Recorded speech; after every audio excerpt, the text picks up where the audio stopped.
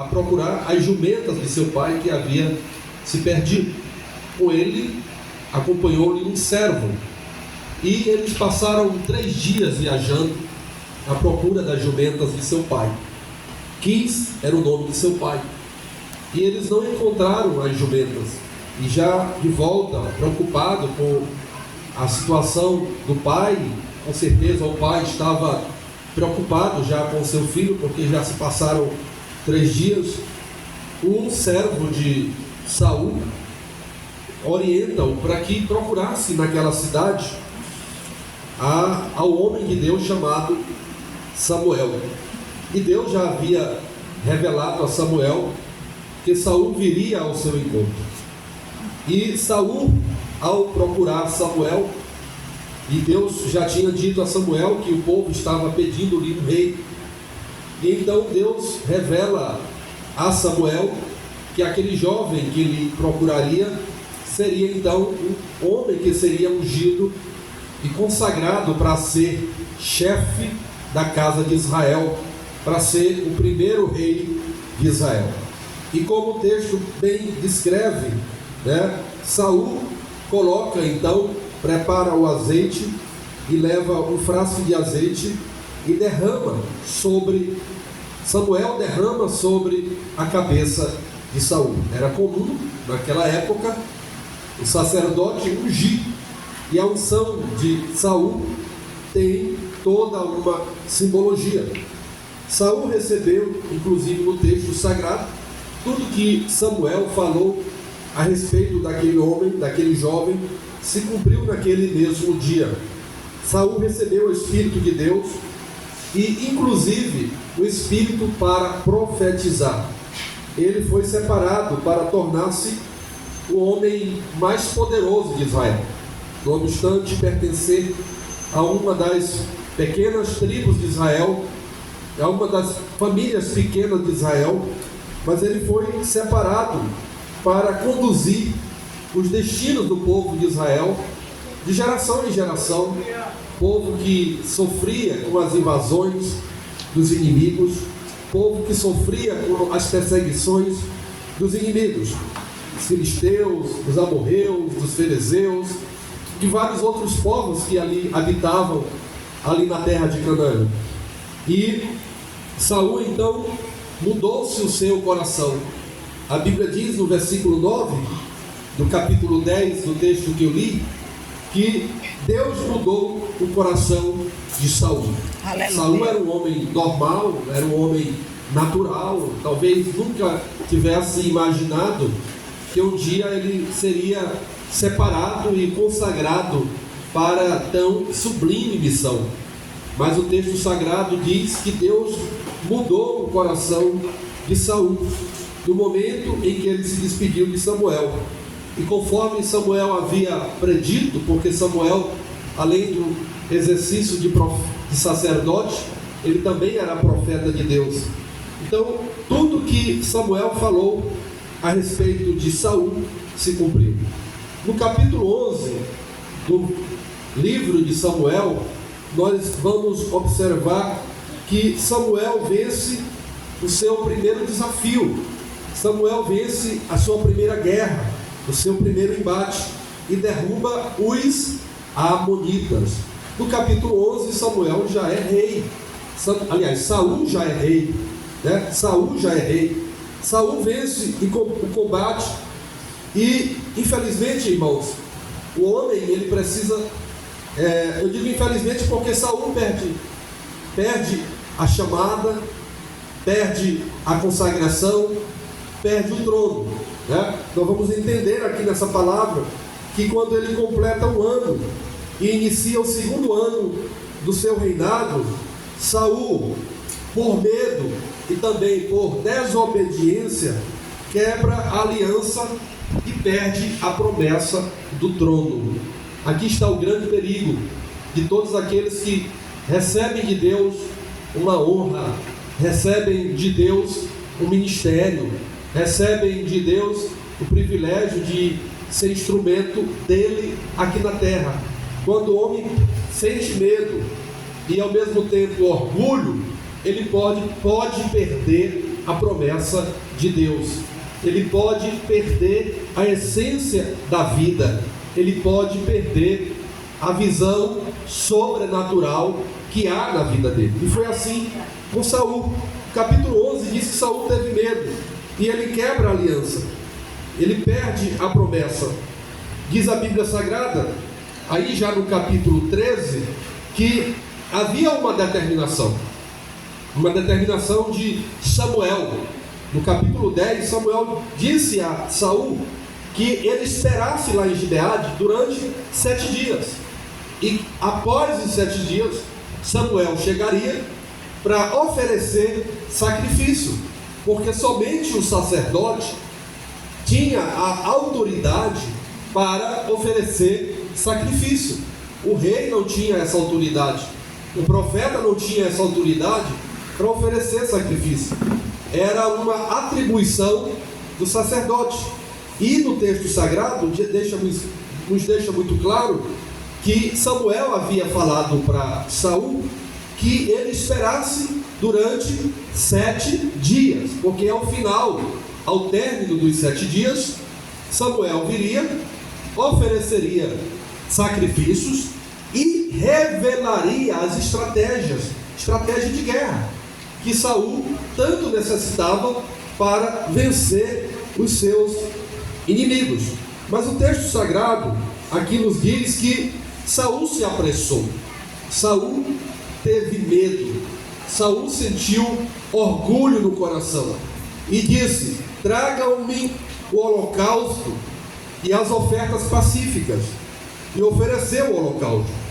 Mal tinha acabado de oferecer o holocausto, eis que chegou Samuel. Saul saiu ao encontro dele para o saudar.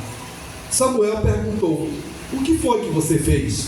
Saul respondeu: vendo que o povo ia se espalhando daqui e que você não vinha no prazo combinado, e que os filisteus já tinham se ajuntado em Miquimais, eu disse comigo: agora os filisteus virão contra mim em Gilgal, e ainda não buscarei a face do Senhor. Assim, forçado pelas circunstâncias, ofereci holocaustos. Então Samuel disse a Saul: você cometeu uma loucura, não guardando o mandamento que o Senhor, seu Deus, lhe ordenou. Olha o que o texto vai acrescentar: pois o Senhor teria confirmado para sempre o seu reinado sobre Israel, mas agora o seu reinado não subsistirá.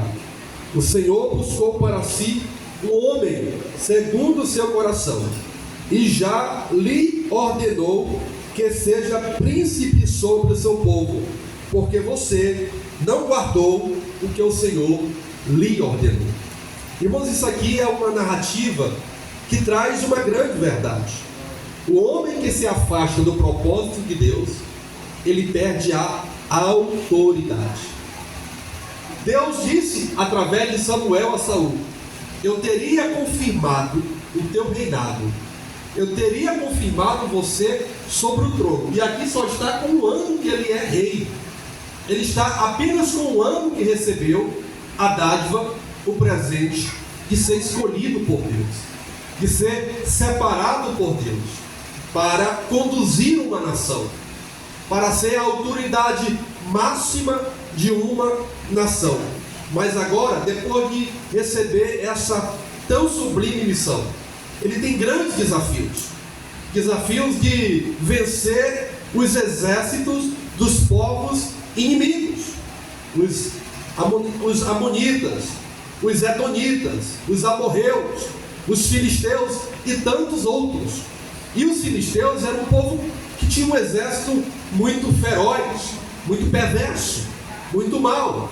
E aqui no texto sagrado, no capítulo 13 do primeiro livro de Samuel, Deus diz através de Samuel que Saul deveria estar próximo ao exército dos filisteus. A estratégia seria Deus que daria. A estratégia viria de Deus para vencer aquele grande exército. exército de 30 mil carros e de 6 mil valorosos soldados.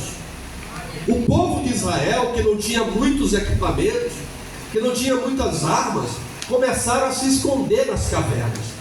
Quando eles ouviram falar, quando eles perceberam que os filisteus viriam contra eles, eles começaram a se espalhar, começaram a se esconder, começaram a voltar para as suas casas.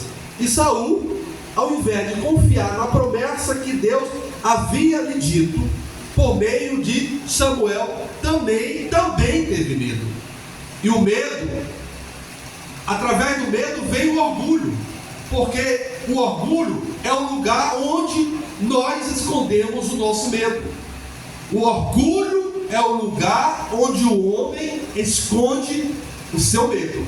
Observe que ele teve a audácia, a presunção de fazer algo que não era sua atribuição. Oferecer holocausto, oferecer sacrifício, era uma atribuição exclusiva do sacerdote. Ele não poderia, em hipótese alguma, oferecer sacrifício. E como o homem de Deus, Samuel, que tinha lhe ungido como rei, que tinha lhe entregado a palavra profética, você foi escolhido para libertar Israel do jugo e da opressão dos inimigos. Ele precisava confiar em Deus. Mas o medo de ficar sozinho para enfrentar um exército com 30 mil carros e 6 mil homens, fez com que ele buscasse a face de Deus, o que não lhe era permitido fazer. Sacrificou. E quando Samuel confirmou, comprovou, constatou pelas suas próprias palavras, pelas palavras de Saul, que ele tinha oferecido sacrifício, veio-lhe então uma palavra de punição. Hoje tu teria tido a oportunidade de receber a confirmação do teu reinado, do teu trono, mas por que prevaricar-te contra Deus? Aí o Samuel diz: o Senhor já buscou um outro homem para si, já separou outro para si. Ou seja, o ato da unção de Davi, separando-o como rei, não tinha acontecido, mas já estava no coração de Deus. Aleluia, glória a Deus. Saul passou mais 39 anos no reinado de Israel, porque ele foi rei durante 40 anos, mas ele estava como rei, mas tinha perdido a autoridade de Deus. Não adianta ser crente, não adianta ser obreiro, não adianta ser missionário, não adianta ser cantor, pregador e perder a autoridade do Espírito Santo. Aleluia, a verdade. A autoridade vem de Deus. Aleluia. É Ele quem concede a autoridade. Aleluia. Mas isso fez Saul agir de forma contrária, desobedecendo a Deus, porque ele sentiu medo. Irmãos, nós temos que ser corajosos, e a fé é que nos dá a coragem de servir a Deus. O medo fez Saul tornar-se orgulhoso e esquecer-se da dependência de Deus. Alguns homens na história da humanidade tornaram-se orgulhosos e esqueceram de que Deus é o Todo-Poderoso, é o Senhor dos Senhores, é o Pai da eternidade, é aquele que manda, quem governa. Bendito seja o nome do Senhor. O medo torna o homem orgulhoso e também faz com que o homem se esquece das promessas de Deus. Olha, irmão, Deus chama Saul de uma pequena tribo de Benjamim, de uma família esquecida, e o separa para ser o homem mais poderoso de Israel. E ainda lhe faz promessa: eu estarei contigo, você vai receber o meu espírito, você vai vencer os inimigos. E logo na primeira batalha, Saul já vence os amonitas, porque Deus estava com ele. Bendito seja o nome do Senhor. Glória a Deus, aleluia. Saul era o representante de Israel. Israel representa muito para nós que somos a igreja de Cristo. As lutas que Israel enfrentou representa também as lutas que cada um de nós enfrentamos no nosso dia a dia. Aleluia. Israel representa para nós o povo da promessa, e nós somos o povo da promessa, a igreja de Cristo Jesus. Glória a Deus, Os aleluia. exércitos que Israel enfrentou, conduzido por Saul, governado por Saul, e em outro momento governado por Davi e pelos outros reis, representam as castras de demônios do mundo espiritual que nós, como igreja, como crentes em Jesus Cristo, enfrentamos. Entenda bem o que eu estou lhe dizendo.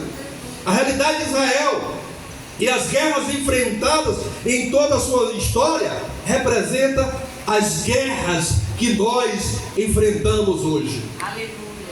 Só que Israel nunca esteve sozinho. Israel, o povo de Deus, o povo da promessa, quando estavam temendo, obedecendo a Deus, sempre tiveram a presença, a ajuda, o braço de Deus. E nós, como igreja de Cristo, também não estamos sozinhos. Nós vencemos as nossas guerras, porque Deus está no controle das nossas vidas. Aleluia. Aleluia. A realidade das guerras que Saul e Israel enfrentaram são as sombras das guerras que nós enfrentamos no mundo espiritual.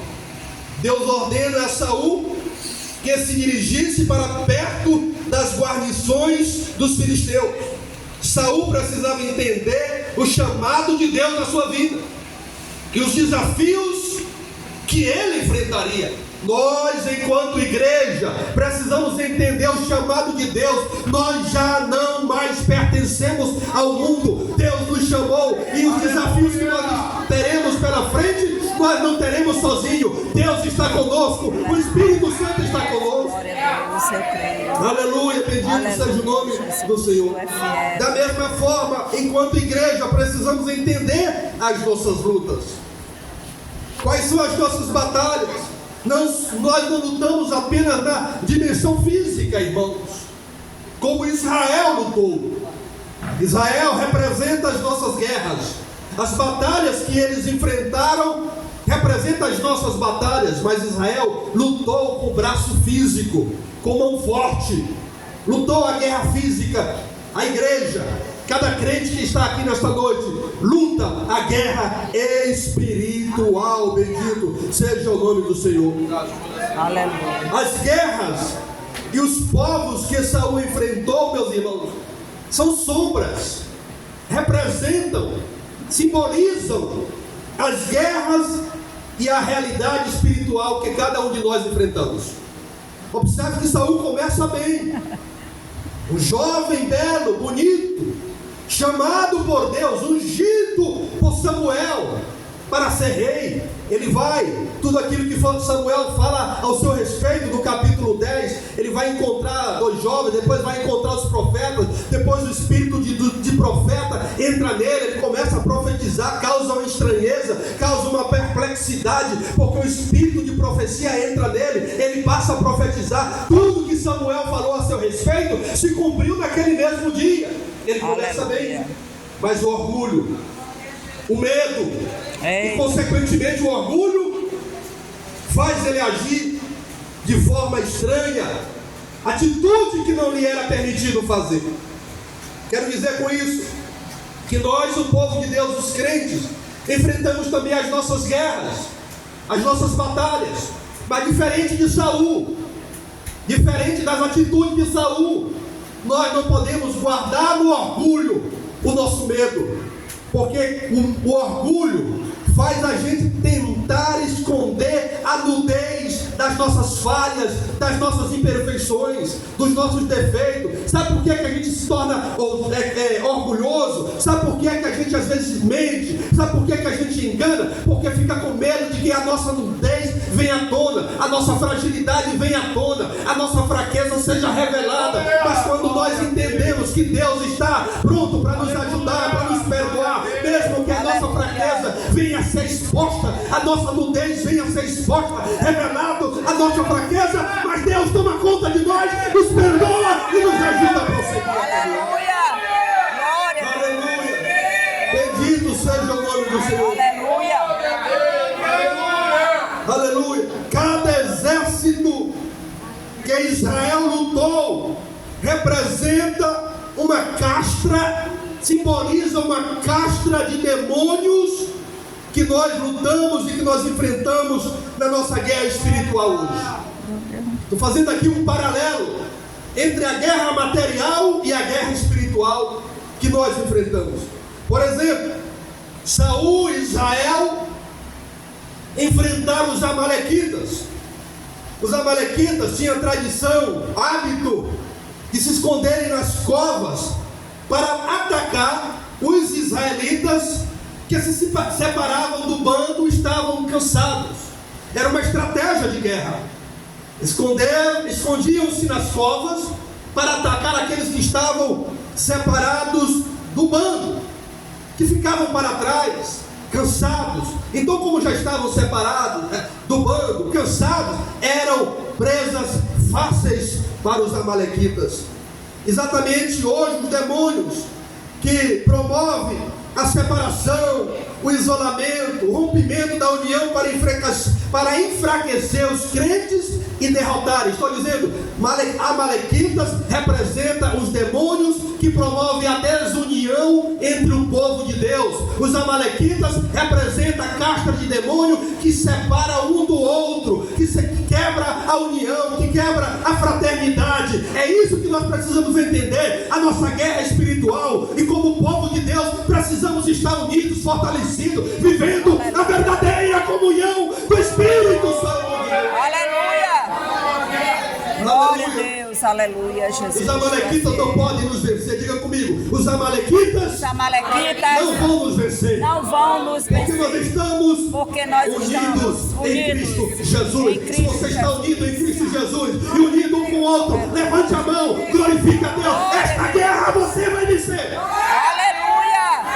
Glória a Deus, aleluia. Glórias ao Senhor nosso Deus. Aleluia, aleluia, Jesus. Outros povos, outros guerreiros que eles enfrentaram, os amonitas e os moabitas, tinham a prática da imoralidade, tinham o culto ao prazer, e representam os demônios que conduzem as pessoas à prática pecaminosa do prazer e da imoralidade sexual. Essa é uma castra de demônio que tem derrotado a muitos, levado muitos à prática da imoralidade sexual, da promiscuidade. Isso é a representação dos amonitas e dos moabitas. Se nós queremos vencer os amonitas, se nós queremos vencer os moabitas no sentido espiritual, precisamos fugir da promiscuidade, fugir do pecado que leva à imoralidade sexual e ser santo, porque sem a santificação ninguém verá o Senhor. Aleluia. Bendito seja o nome do Senhor. Aleluia, Jesus. Mas a pior representação, a mais dura representação dos exércitos inimigos que Israel enfrentou foram os filisteus. E olhe que a ordem de Samuel a Saul é que ele estivesse em frente aos filisteus, porque Deus daria estratégia. Deus não abandona os seus, Ele zela pelo compromisso que Ele faz com ele. Mesmo Saul oferecendo sacrifício, o texto nos diz que ele assim ainda venceu os filisteus. Aleluia. Os filisteus, meus irmãos, tinham o costume de intimidar seus inimigos, pois esse povo tinha o costume de, estrategicamente, por eles serem pessoas de uma estrutura física muito alta. Por exemplo, o gigante Golias era filisteu, um homem com mais de 2 metros de altura, quase 3 metros de altura, não é isso? Um homem com quase 3 metros de altura, pela sua estrutura física. Eles marcavam os seus inimigos com uma estratégia de intimidá-los.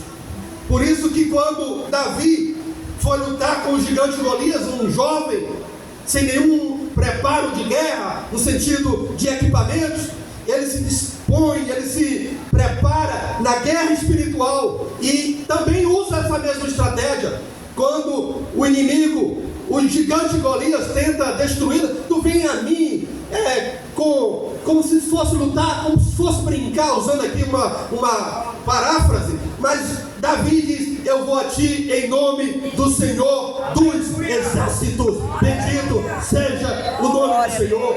Saul não entendeu de que era Deus que daria a estratégia, mas os filisteus representam essa intimidação. Muitos neste mundo querem nos intimidar, os demônios querem dizer que você é derrotado, querem dizer que você é fraco, que você está debilitado, que você não tem força, certo, meu irmão? A tua força não vem de ti, a tua força vem do Senhor, que fez o céu e a terra. Bendito seja o nome do Senhor.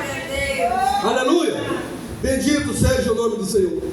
Então Deus fala por meio de Samuel a Saul: dirige-se à guarnição dos filisteus. Mas quando os filisteus se juntaram para pelejar contra Israel, com o número de 30 mil carros e 6 mil cavaleiros, eles desfaleceram pela intimidação. Era muito carro, era muitos soldados, muitos equipamentos de guerra, e eles estavam desguarnecidos, eles tinham um desfavorecimento muito grande. No entanto, o Deus que havia prometido é um Deus que é o general dos generais, um Deus todo-poderoso, que nunca perdeu uma guerra, que nunca perdeu uma batalha. Saul torna-se orgulhoso e oferece holocausto, competência que não lhe for atribuída. Meus irmãos, o orgulho é o lugar onde o medo se esconde. Saul tinha medo, mas para mostrar que ele era forte, para mostrar que ele era poderoso, para mostrar que ele tinha força, eu vou oferecer sacrifício. Quantas pessoas ficam com medo de que seja as suas falhas, os seus pecados sejam expostos? Mas nesta noite eu quero dizer em nome de Jesus Cristo: vença o medo, vença o medo, vença o orgulho pelo poder da palavra de Deus. O homem com medo, ele é despido a sua nudez. O homem com medo e orgulhoso, ele se torna mau, ele se torna perverso, ele se torna homicida, cruel, avarento, presunçoso. Tudo isso para tentar esconder as suas fraquezas e derrotas. Quantos têm tentado esconder as suas derrotas? Mas eu quero lhe dizer nesta noite, em nome de Jesus: antes da ruína vem a soberba, e o espírito orgulhoso precede a queda. É muito melhor reconhecermos as nossas limitações, reconhecermos as nossas fraquezas e colocarmos diante do Senhor nosso Deus. Aleluia. Aleluia. Porque Ele é um Deus de misericórdia. Aleluia. Ele é um Deus que ajuda o fraco, que levanta o caído, que reconcilia o desviado, Aleluia. dá força ao que não tem nenhum vigor. Esse é o Deus a quem nós servimos. Meus irmãos, o orgulho e o medo faz o homem perder a autoridade. Eu quero que, como crente que você é, como crente que nós somos, que jamais percamos a autoridade. A autoridade que Deus nos deu como filhos. Você é filho de Deus. Você tem autoridade de filho. Você não é escravo, porque você já foi liberto pelo poder do sangue de Cristo Jesus. Reivindique a autoridade de filho. e não tenha medo de reivindicar. Aleluia. Se você já se arrependeu dos seus pecados, se você já abriu o coração para o Espírito Santo habitar dentro dele e dentro dele fazer morada, você não tem do que temer, porque maior é aquele que está com a igreja do que as castras de demônios que existem nesse universo. Maior é o nosso Deus, Ele está conosco para nos dar a vitória, para nos perdoar, para nos levantar. Glória a Deus. Aleluia. Mas não esconda as tuas fraquezas no teu orgulho.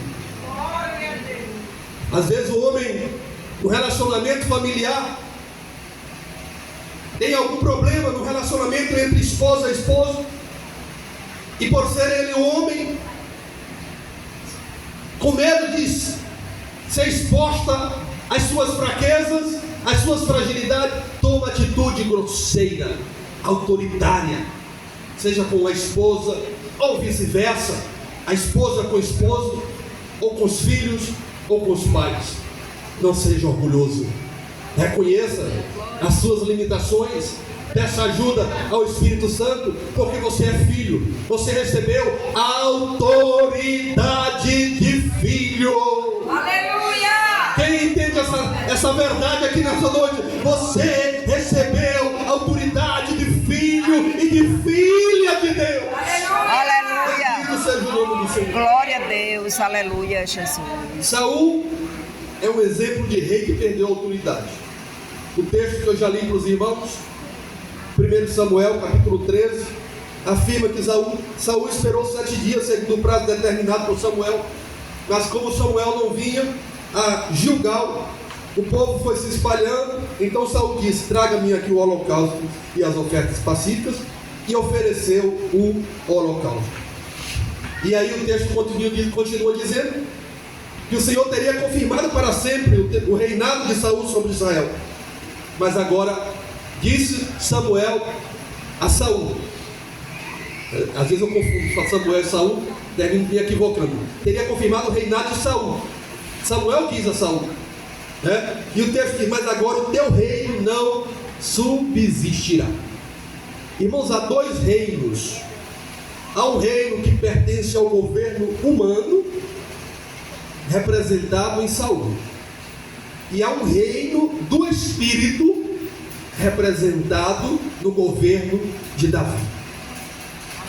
O governo humano é representado por Saul, com as suas vaidades, com os seus medos, com as suas falhas, com as suas derrotas. O governo do Espírito é representado por Davi. O Senhor diz: o Senhor buscou para si um homem segundo o seu coração, e já lhe ordenou que seja príncipe sobre o seu povo, porque você não guardou o que o Senhor lhe ordenou. E aqui nós observamos que esses dois reinos também têm uma representação. Saul representa a derrota, representa a falha, representa o pecado, representa a falta de confiança em Deus, o medo, o orgulho. Esse é o governo humano representado por Saul. O governo do Espírito é representado por Davi.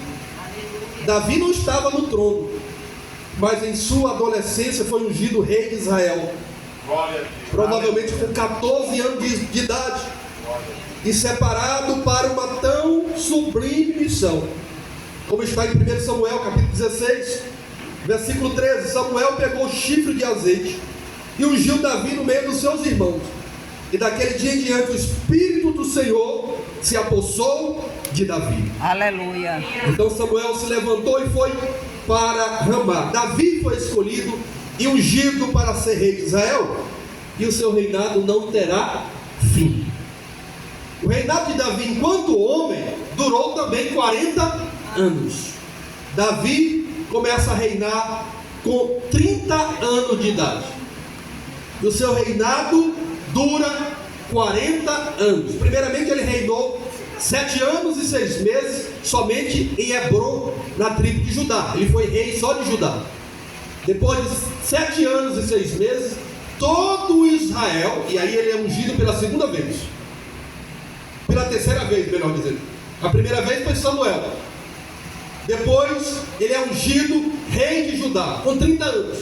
E depois de 7 anos, ele é ungido, 7 anos e 6 meses, ele é ungido novamente. 3 unções. Primeira unção, a unção profética. Aleluia. Segunda unção, a unção do rei, a unção real. E a terceira unção é a unção de sacerdote, porque agora ele vai entender o propósito de Deus para a sua vida e vai cumprir não a função de sacerdote, mas como sacerdote de Deus, como aquele que recebe a missão de reconciliar o povo com Deus. Aleluia. Então Davi, diz a Bíblia que o reinado dele não terá fim.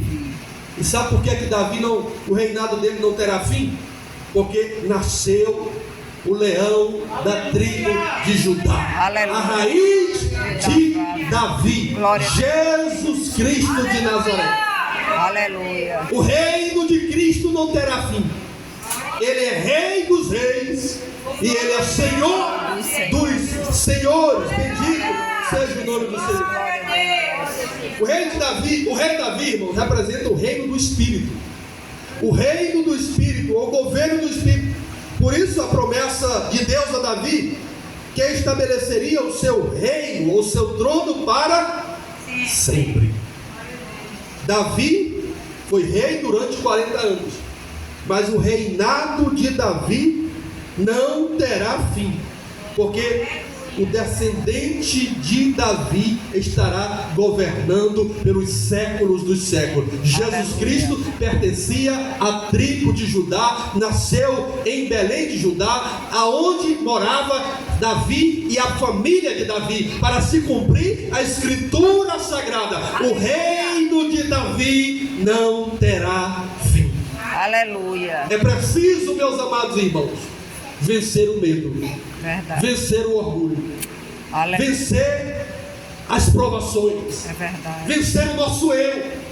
E como é que nós vamos vencer o nosso eu? As provações, compreendendo que não pertencemos a um governo humano, mas pertencemos a um governo do Espírito. Aleluia. Quem está entendendo isso aqui, diga glória a Deus. Glória a Deus. E como é que nós vamos vencer? Dentro de nós há duas naturezas. Essas duas naturezas representam o governo humano e o governo do Espírito. Quem é o governo humano? Saul foi derrotado, falhou, pecou, errou. Quem representa o governo do Espírito? O rei Davi, que foi um homem, embora tenha pecado também, mas foi um homem segundo o coração de Deus. Aleluia.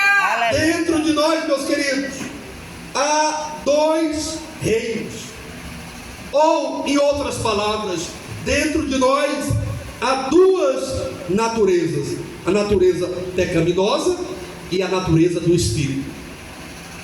O pastor Raposo costuma dizer que aquela natureza, que mais for alimentada, ela sobressairá sobre a outra. Por isso que nós que pertencemos ao Espírito Santo precisamos produzir as virtudes do fruto do Espírito. A palavra de Deus diz muito claramente para nós, aqui no texto de Gálatas. Deixa eu só localizar aqui para os irmãos para eu citar para você. Aleluia, glória a O Deus. texto de Gálatas nos diz que há duas naturezas dentro de nós: a natureza carnal, que vai levar o homem à prática pecaminosa, como o adultério, a prostituição, a iniquidade, os frutos da carne, a avareza. Mas por outro lado, há a natureza do Espírito. Por isso que quem vive no Espírito vai produzir as virtudes do fruto do Espírito: amor, gozo, paz, longanimidade, benignidade, mansidão, bondade, domínio próprio, fé, temperança. Contra essas coisas não há lei. Está lá em Gálatas capítulo 5, versículo 22. Então que nós, compreendendo que pertencemos ao governo do Espírito, não ao governo humano, não à natureza pecaminosa, porque nós já entregamos a nossa vida a Cristo. Aleluia. A nossa vida pertence a Cristo. Aleluia. Ele já nos chamou já nos libertou, já nos constituiu agora como filhos de Deus. Glória a Você Deus. recebeu a autoridade de filho. Você não é mais escravo. Nós não somos mais escravos. Bendito seja o nome do Senhor. Então eu quero encerrar esta palavra dizendo a todos vocês: o governo do Espírito vence o medo. Aleluia. Aleluia. O governo do Espírito vence o Em orgulho. nome de Jesus. O governo do Espírito vence a maldade. Aleluia. O governo do Espírito não tem fim. É um governo de paz, é um governo de amor, é um governo que traz refrigério à alma cansada. Glória a Deus. Aleluia. Permita que o Espírito Santo governe a sua vida. Aleluia. Glória a Deus. Quando o Espírito Santo governa a vida do homem, ele não terá mais medo, ele não será mais orgulhoso. Se ele errar, se ele pecar, ele confessará o pecado e deixará o pecado e seguirá as promessas de Cristo Jesus, o nosso Senhor. Cada crente precisa se desvencilhar do governo do homem e se permitir ser dominado pelo governo do Espírito. Aleluia, Senhor. Saul representa o governo do homem ou governo humano. Davi representa o governo do Espírito. Deixe que o Espírito lhe conduza. Aleluia. Deixe que o Espírito lhe oriente. Deixe que o Espírito esteja contigo durante toda a tua caminhada, toda a tua trajetória. Ele é o teu Senhor e Ele vai te conduzir às mansões celestiais. Bendito seja o nome do Senhor. E enquanto você estiver no mundo, produza amor, alegria, paz, longanimidade, benignidade, bondade, fidelidade, mansidão e domínio próprio. Quem recebe essa palavra nesta noite? O Aleluia. Espírito nos conduza cada dia a vivermos na perspectiva do Espírito Santo. Lembrando de que Saul começou bem, mas terminou mal. Sejamos como filho de Davi, Salomão, que orou a Deus pedindo que desse a ele sabedoria para sair e entrar no meio do povo. Porque muitos começam bem, mas terminam mal. Que nós possamos começar bem a nossa trajetória e ir até o final e dizer, como disse o apóstolo Paulo: combati o bom combate, acabei a carreira, mas guardei a fé. Amém, meus irmãos? Para encerrar, eu